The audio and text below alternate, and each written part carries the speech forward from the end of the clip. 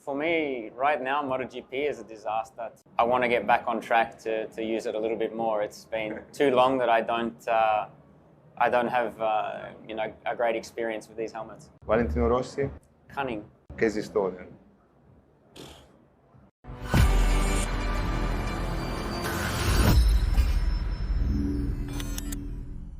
Anche quest'anno ad EICMA abbiamo avuto la possibilità di intervistare Casey Stoner.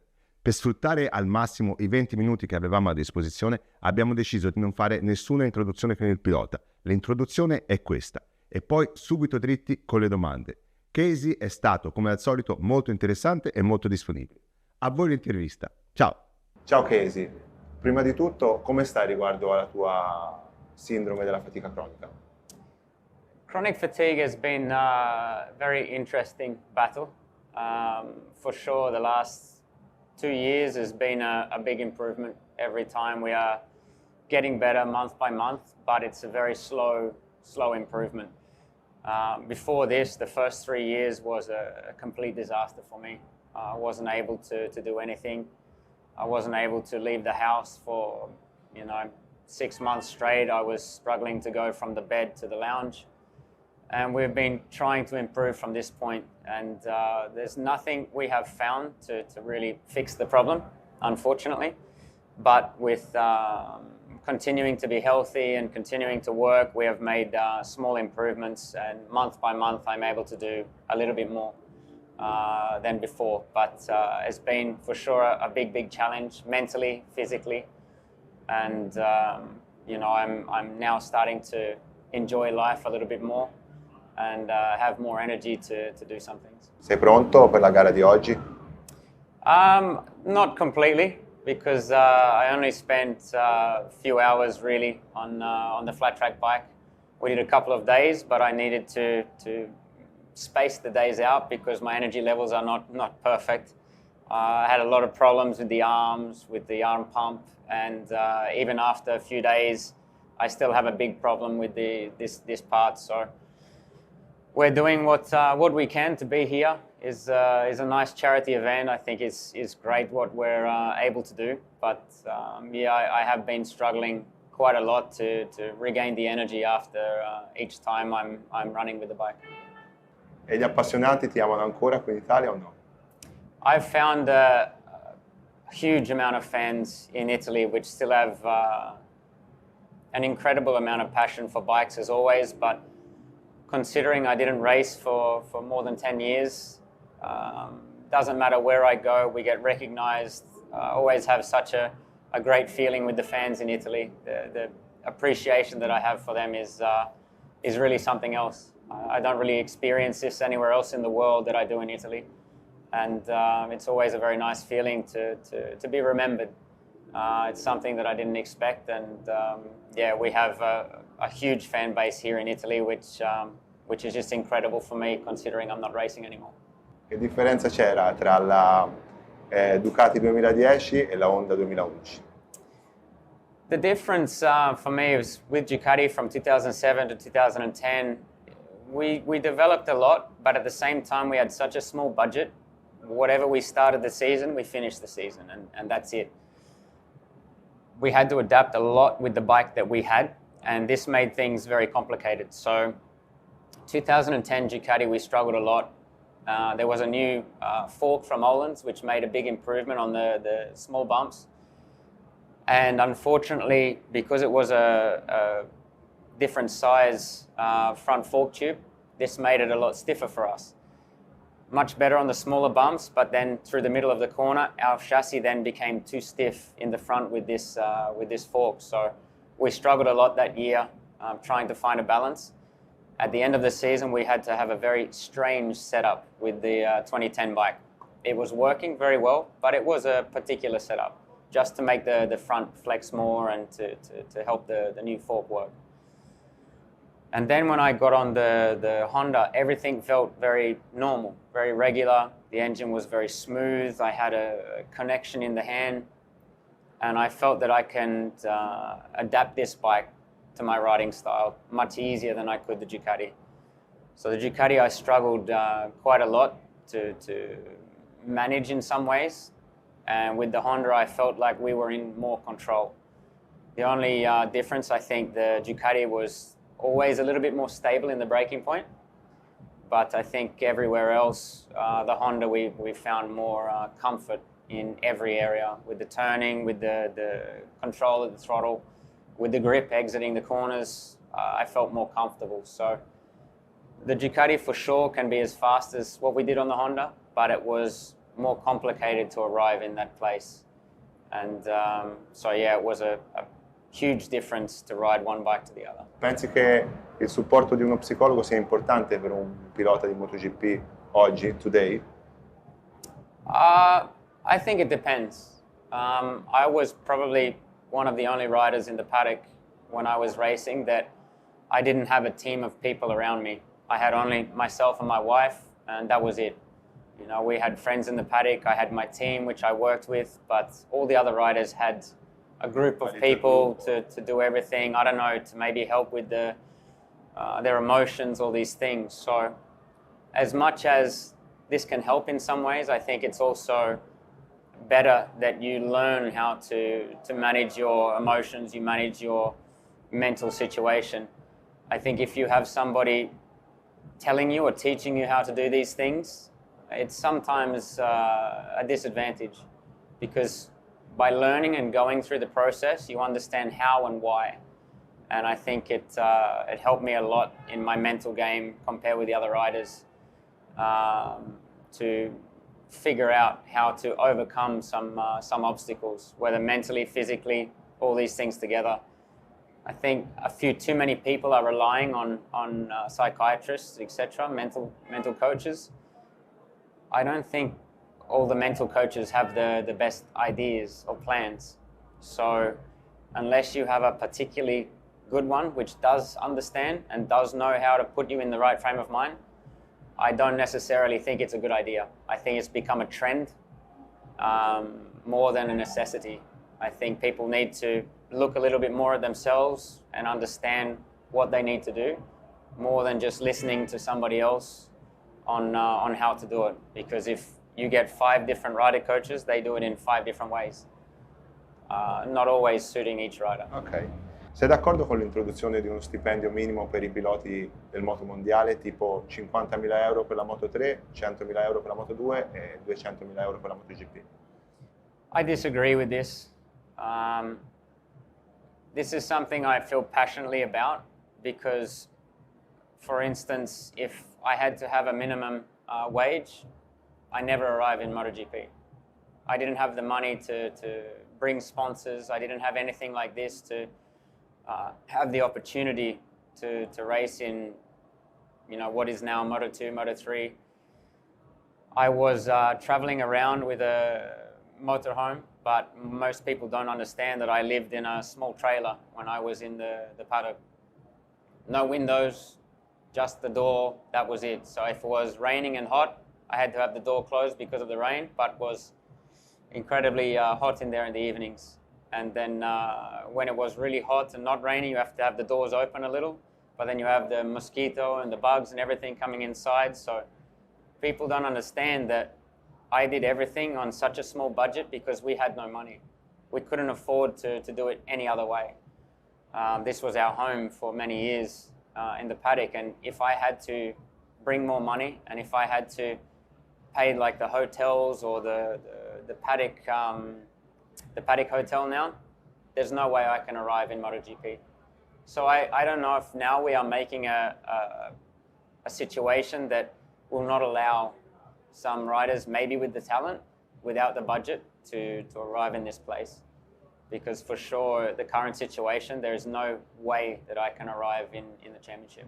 Vorrei scomporre il weekend di MotoGP in 5 parti. Setting della moto, qualifiche, partenze, sprint race e gara. E ti chiederei di dare un voto a Bagnaia e a Martin da 1 a 10 in questi 5 aspetti. Bike setting, Martin. From 1 to 10? From 1 to 10. I would say probably 8, I suppose. And Bagnaia? Probably 9. 9. And qualifying? Qualifiche? Martin, probably the opposite, 8. 9. and then Bagnaia 8. Eight. For the Okay. qualifying. Stars, partenze?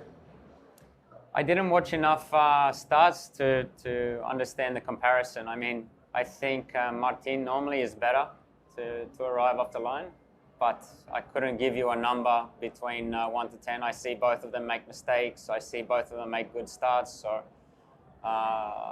yeah, I don't have a comment on this. Okay. Sprint?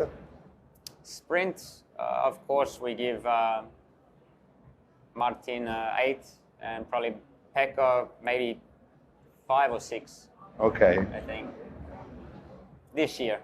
This year, last year. And race? Race, I think we give Pecco 9 and Jorge 8. 8. With this rating, Martin is better because the sprint race make the difference. Sprint race this year has made the difference, but at the same time, it's difficult because Martin is better to set the bike up for qualifying. I think they seem to have a little bit more focus on this, but always in the race is struggling a little bit more than Pecco. Pecco, I know Christian Gavarini very well. I know the way that he thinks and is not always for qualifying, of course, and they think more in the long run. So I think this is why Pecco is often a little more prepared for the race and shows, I think, 10 wins this year. Yes. So already is an impressive season Like just for this. So it's very, very nice. Questa è una provocazione, perché la MotoGP è meglio della Formula 1? At the moment, I don't know if it's better than Formula One because we have more electronic, we have more wings, we have more controls. For me, right now, MotoGP is a disaster for these things. The real benefit of MotoGP compared with Formula One is we create racing that Formula One wish that they could create. And at the moment, we are, in fact, struggling to create races because of all these things that we have. Now we have tire temperature problem, brake temperature problems, stability problems with all these things. We put the budget so high for all the teams because of the aero, because of the ride height device. If you crash, the expense is so much more, all these things. So for me, we need to get back a little bit to the core of motorcycle racing and watch these guys sliding and moving and wheeling and doing things, trying to control it.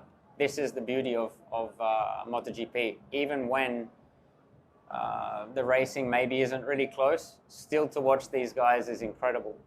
But right now, we are watching the engineers take control, and this is something that Formula One is trying to separate. And unfortunately, we seem to be making similar mistake to Formula One in the past. So I would love to see the riders find a little bit more control in their hands and watch these guys do some incredible things. At the moment, it's probably the most over-controlled sport, with electronics in the world. And yeah, we don't need this to create amazing racing. So I think I would love to see this disappear. Ok. Qual è il casco più bello che hai avuto e quello che ti piace o ti piaceva degli altri piloti? The nicest helmet I ever had, that's difficult. We had always really nice designs. I like to always stay more with one design. It's a little bit more my tradition. One in Phillip Island in 2009, I believe, was a particularly good design because we changed the colors of the bike and we did the helmet to suit the team. And everything together looked really, really nice. Some of the other riders, that they change the helmets very often, and I see some clever designs. I really admire this. But for me, I always preferred to have a similar design through my career because it's like your trademark, I suppose, to have something that is yours, not just to keep changing all the time. Descrivi questi piloti con una sola parola. Quartararo. One word for Quartararo. Resilient. And Pedrosa. Talented. Iannone. What's the word I'm looking for?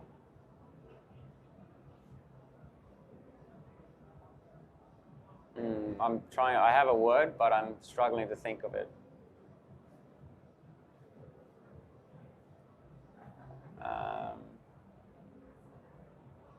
It's not like not loose. Not loose. It's more free, I suppose. Okay. A little bit free on the track. Ok. Duan.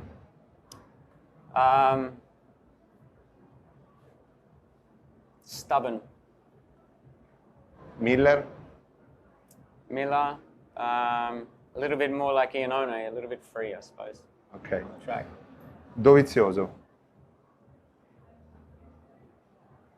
Calculating. Bagnaia.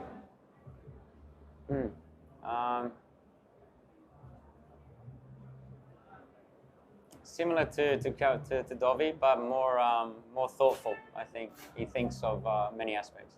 Thoughtful. Marc Marquez.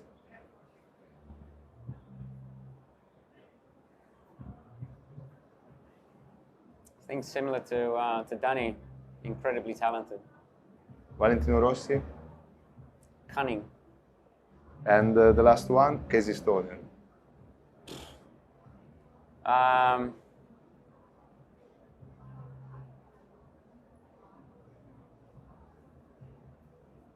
I suppose calculating also. In cosa può essere utile la tua esperienza nello sviluppo dei caschi Nolan? There's so many aspects to what we do in racing to really help with the helmet development.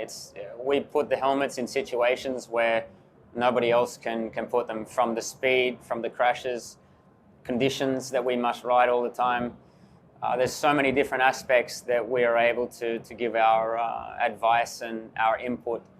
The fitment is difficult because everybody's head is a different shape and a different style, so it must be a balanced sort of feeling that's something that is difficult, I think, for all the manufacturers to get right. But in all the areas that we can make a difference, from the safety to the way that the air vents are working and not drying the eyes out when we arrive at speed, to the stability of the helmet, all these things make a big difference. And I've always seen Nolan continuing to develop, continuing to improve and refine what they have. And it's always been a pleasure to see every new model coming out, because it's always an improvement on the previous one. And so it's been a fantastic journey with Nolan, for sure. Cosa ti lega a Nolan? With Nolan, it was from the beginning, they supported me when nobody else wanted to. And I think without the support of Nolan, we probably weren't able to keep racing. We weren't able to arrive in MotoGP. And I think because they showed me such loyalty, I did the same in return for them. And they've always looked after me. They've always been fantastic to work with. Everything we needed from the helmet, they were able to make changes and give us what we needed. And this is why I think we continue to improve. They didn't just provide the helmets and say that's what you get. They always wanted to work. They wanted to know what needs to improve, where we can make some small adjustments. And it's been an amazing relationship and a fantastic journey with them, because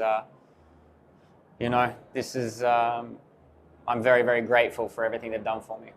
Quale stile dei caschi Nolan ti piace di più nella nuova collezione 2025?